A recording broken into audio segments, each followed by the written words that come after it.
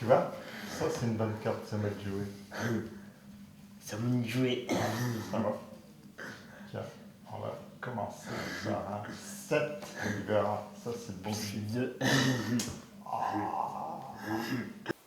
Alors Étienne a aujourd'hui 19 ans, enfin depuis quelques jours. Il a pu démarrer sa scolarisation directement en maternelle à mi-temps, alors qu'il était suivi en hôpital de jour à temps extrêmement partiel, parce que la formule hôpital de jour à ce moment-là ne nous convenait pas vraiment, sachant qu'il n'a jamais été possible de savoir ce qu'il y faisait. Par ailleurs, nous étions à ce moment-là en Auvergne et une CLIS spécifique autisme était déjà en place et il a pu y rentrer dès l'âge de 6 ans. Après quelques années dans cette CLIS spécifique, ces progrès ont permis qu'il aille dans une CLIS plus généraliste, dans une école publique à proximité de Clermont-Ferrand.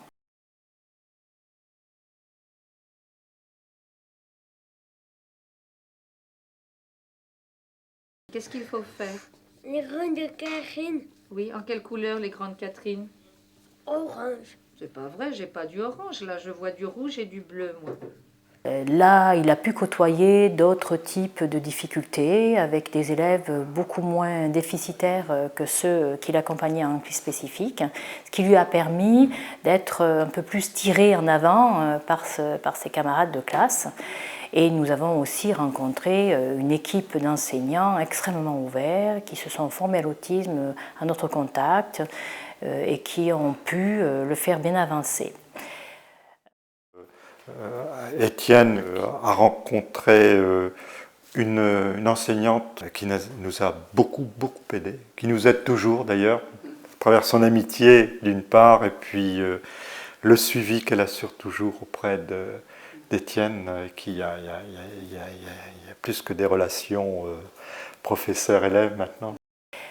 L'aventure familiale a voulu que nous partions habiter à Lyon alors qu'il avait à ce moment-là 14 ans. Le cauchemar qu'on avait vécu avant l'entrée en CLIS autisme a redémarré, si j'ose dire, parce que malgré une préparation importante que nous avions faite avant d'arriver à Lyon, un certain nombre de professionnels nous avaient dit si vous voulez trouver une classe pour lui, le mieux c'est d'aller voir l'hôpital psychiatrique machin, l'hôpital psychiatrique truc. Il y a des classes thérapeutiques, c'était une appellation que je ne connaissais pas, et donc nous avons rencontré les professeurs pédopsychiatres X, Y, nous avons rencontré 3 qui nous ont dit écoutez, les quelques rares classes que nous avons sont pleines, peut-être qu'il y en aura une qui va s'ouvrir. En effet, il y en avait une qui s'était ouverte, une UPI collège dans laquelle nous avons postulé. Et il était évident qu'il y avait une demande générale pour les jeunes porteurs de handicap de style cognitif, une demande générale pour qu'il y ait une suite après les UPI collèges ou pour qu'il y ait possibilité, après 16 ans, d'avoir une formation professionnelle type lycée professionnel. Je me suis démenée pour qu'une UPI lycée puisse se créer. C'est le soleil avec quoi? Comment on appelle ça? Le système solaire. Qu'est-ce que c'était des planètes qui tournaient autour? Et pour se souvenir des noms de toutes les planètes, Étienne, qu'est-ce qu'on avait dit? On avait trouvé une phrase pour se souvenir de toutes les planètes. C'était quoi? Mes vieilles tantes de Marseillaise jouent sur un nouveau portable. Voilà, très bien. Alors maintenant, tu nous répètes le nom des planètes. La première planète, c'est quoi? Mercure, Très bien, continue. Vénus, Terre, Oui. Mars, Jupiter, Saturne, Saturne. Uranus, Neptune et Pluton. Et voilà. Nous, notre problème aujourd'hui, c'est quoi faire? C'est faire la maquette d'Uranus, c'est celle-ci. Neptune, c'est l'autre. Donc il y aura 2 groupes. Alors cette UPI donc, regroupe des jeunes donc, de 16 à presque 20 ans. Ce sont des jeunes pour la plupart, pour 4 d'entre eux viennent du pays collège. Les 2 autres viennent de structures spécialisées. Comment on a passé ça? Oui, ben vas-y, explique-moi comment on l'a fait ici. Qui se souvient? Tu te souviens le nom de ces droites là? Comment elle s'appelle? Diagonale. Oui, très bien, formidable. Et ça, c'en est une autre. Et on n'avait pas de règle, parce que notre règle était cassée. Donc on ne savait pas comment trouver le milieu. d'un quadrilatère. Quadrilatère, 4 côtés. Et la solution, c'était de quoi faire? De tracer Les deux les diagonales pour trouver quoi? le centre. Le centre. Et à partir du centre, eh ben, on a pu tracer notre cercle. C'est En traçant les diagonales, on arrive à placer un cercle en plein milieu du rectangle. Hein? Et puis ce sera un triangle, et bien à ce moment-là, on tracerait les médiatrices. D'accord? Je crois que la famille compte beaucoup. Elle est très porteuse de l'évolution d'Étienne. Et puis il me semble aussi que Étienne, comment je vais dire, est un bon élève. Il n'a pas de troubles de comportement. Donc son adaptation se passe généralement très bien. Ce qui renforce plus ou moins son évolution positive. Alors, est-ce que vous vous souvenez du diamètre que l'on a donné à Neptune pour tracer le cercle? C'était combien? 17,7. D'accord? C'est pas sa grandeur normale, hein? Attention, hein? Sa grandeur normale, si on prend Neptune, sa grandeur normale au niveau du diamètre, c'est ici. Et c'est en quoi? En kilomètres. Et on avait vu la dernière fois qu'il fallait que sur la planète, on puisse écrire la taille de la planète et sa distance au Soleil. Donc c'est ce qu'on va faire aujourd'hui.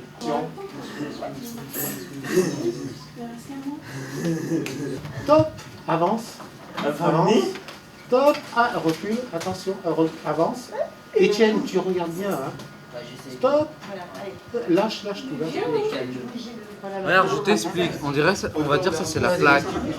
Ça, tu les poses dessus, tout ça. Et après, on va le peindre. Une fois qu'on a fini de peindre, on va enlever ça. Ça va se faire sortir les lettres. Ah, d'accord. Mais j'étais pas là, moi. Je demande. Hein. T'as compris? Oui, j'ai compris. Et où la patate? Mets-en à deux endroits la patate. Je mets pas juste dans un coin, sinon ça peut va dessus. Pas mal, pas mal.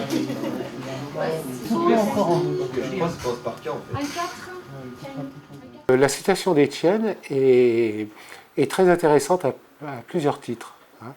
Tout d'abord par rapport à Étienne lui-même. Moi je l'ai suivi, disons que je lui donnais des répétitions dans le cadre du CNED.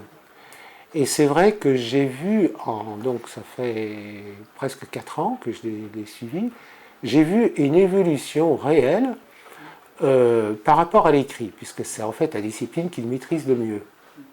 Mais autant avant, il n'avait accès qu'à des exercices très répétitifs, maintenant il peut effectivement repérer des informations, des indices à l'intérieur d'un texte. Donc il cherche un F2. Est-ce que ça correspond avec l'offre? Oui. Oui, pourquoi? Ici c'est quoi? Type Type comment? F2. Alors qu'est-ce qu'on a dit que ça voulait dire? Type F2, ça veut dire? Un buffet. Non, un salon Une chambre. et puis une chambre. D'accord? Ça te fait 2 pièces. Et c'est exactement ce que recherche M. Durand. Et est-ce qu'il a assez d'argent, M. Oui. Durand?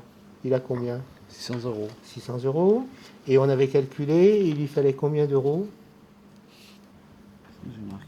Tu t'en souviens, Étienne? 570. 570 €. Donc, toi, cet après-midi, à partir du travail que tu as fait jeudi passé, tu vas remplir ton contrat de location. D'accord? Mais pour que ce contrat de location soit valable, il faut bien respecter les conditions que tu vas lire ce soir. Et ça va être ta lecture de ce soir. D'accord? Donc avec les mots difficiles. Dans l'église, il était parmi ceux qui avaient le plus de moyens. Aujourd'hui, c'est lui qui est tiré. Et ce n'est pas une mauvaise chose en soi, au contraire.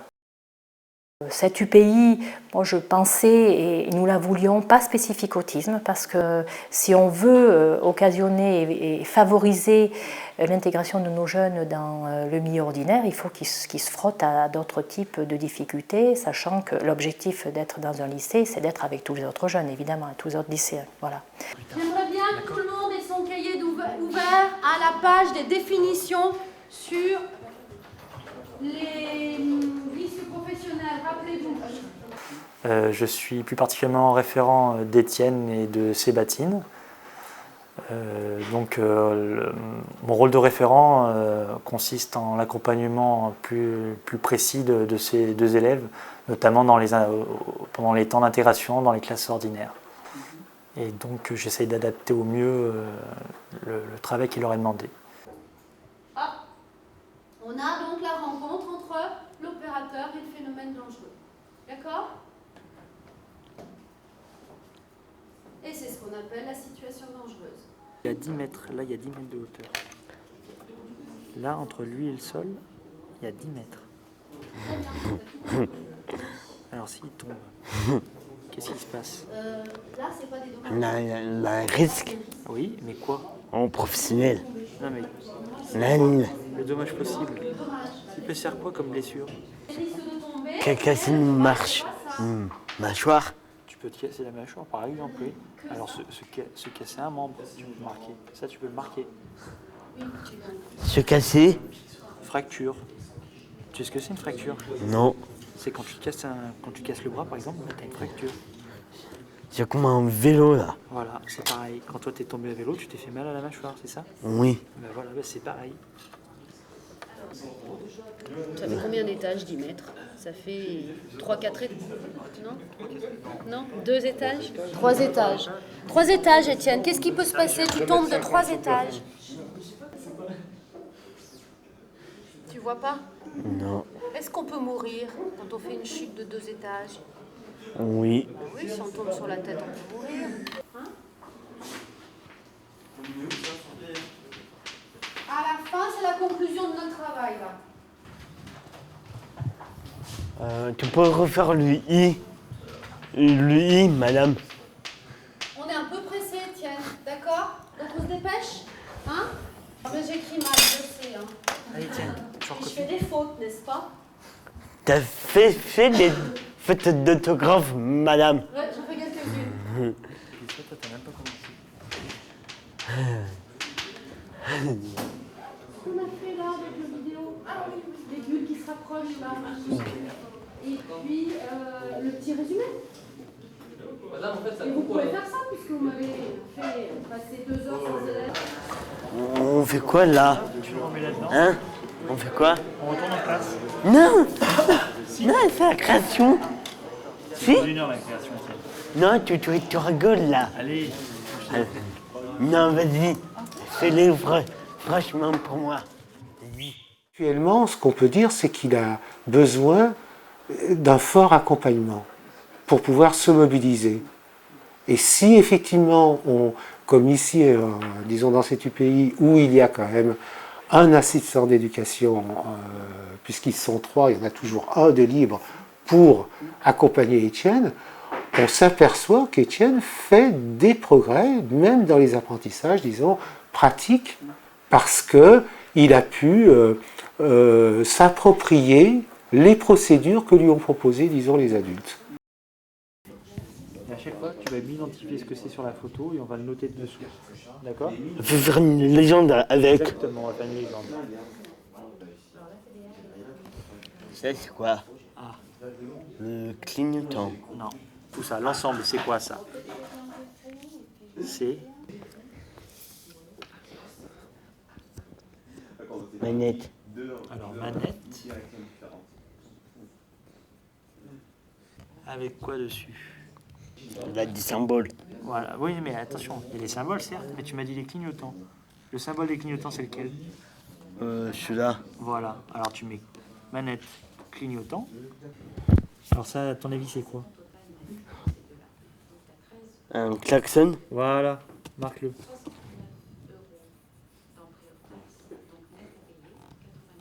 Klaxon. Voilà. Tu me gommes ça, tu me l'aurais écrit correctement. C'est illisible, Étienne. Non, vas-y. Vas-y, fais mon travail.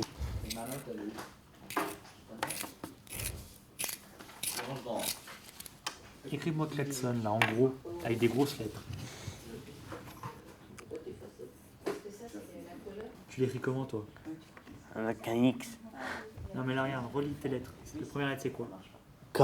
Après? Canon. T'as mis quoi après le K? AL. Et là, c'est AL? Oui. Non, c'est LA. Allez, vas-y. D'habitude, c'est toi qui m'apprends les mots là.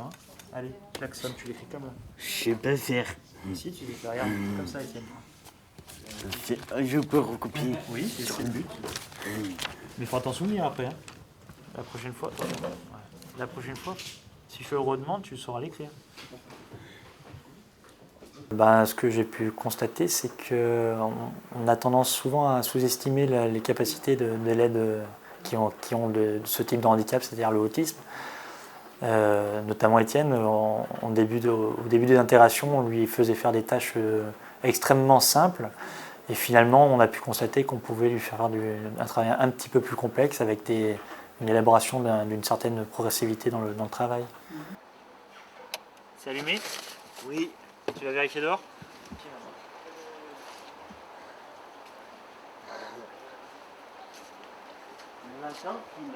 Là, de ce côté derrière.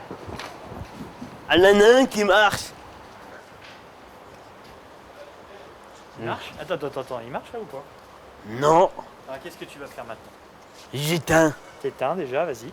L'exemple, c'est pour débuter en janvier, on a commencé par travailler sur les outils, simplement les tournevis par exemple. Donc on faisait simplement la distinction entre tournevis cruciforme, tournevis plat, et être capable de les remettre dans l'ordre du plus petit au plus grand, du plus grand au plus petit.